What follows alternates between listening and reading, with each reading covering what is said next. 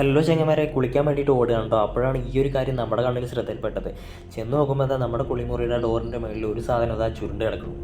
അപ്പോൾ പറയാൻ വന്നത് എന്താണെന്ന് വെച്ച് കഴിഞ്ഞാൽ, എങ്ങനെ ഈ ടോപ്പിൽ കയറിയിരിക്കുകയാണെങ്കിലും അതേപോലെ ഏതെങ്കിലും ഒരു മൂലയിൽ കയറിയിരിക്കുകയാണെങ്കിലും ആരും പെട്ടെന്ന് ശ്രദ്ധിക്കില്ല.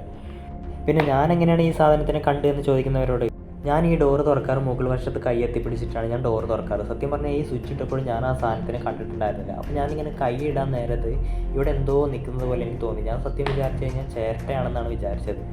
അങ്ങനെ എന്താണ് സാധനം എന്ന് നോക്കിക്കൊണ്ടിരിക്കുമ്പോഴാണ് ഈ സാധനം പതുക്കെ എഴയണത് കണ്ടത്. അങ്ങനെ എഴഞ്ഞിട്ടാണ് ഇത് ഈ മൂലയ്ക്ക് എത്തിയത് കേട്ടോ. സത്യം പറഞ്ഞാൽ ഞാൻ ടോർച്ച് എടുക്കാതെയാണ് വന്നത്. ഈ സാധനത്തെ കണ്ടോട്ട് ഞാൻ ടോർച്ച് എടുക്കാൻ വേണ്ടി ഓടിയതാണ് മുകളിലോട്ട്. അപ്പോൾ ഇതൊക്കെ ശ്രദ്ധിക്കട്ടോ അമ്പാനെ എന്നാണ് എനിക്ക് എല്ലാവരോടും പറയാനുള്ളത്. അങ്ങനെ ചെങ്ങായിനെ വിളിച്ചിട്ട് വന്നു. ചെങ്ങായി നോക്കുമ്പോൾ ഇതാ ഈ ഒരു പൈപ്പിൽ ഇതാ പാമ്പിൻ്റെ തോല് തോന്നി കിടക്കണം. അപ്പോൾ എനിക്ക് മനസ്സിലായി പാമ്പ് ഏത് പൊത്തുകൂടിയും ചെറിയൊരു ദ്വാരം ഉണ്ടെങ്കിലും അത് കൂടെ കയറി വരുന്നുള്ളത്. പിന്നെ സാധനം ചെറുതാണെങ്കിലും ഇത് നല്ല വിഷയമുള്ളതാണെന്ന് ഇവിടുത്തെ ഇക്ക പറഞ്ഞു.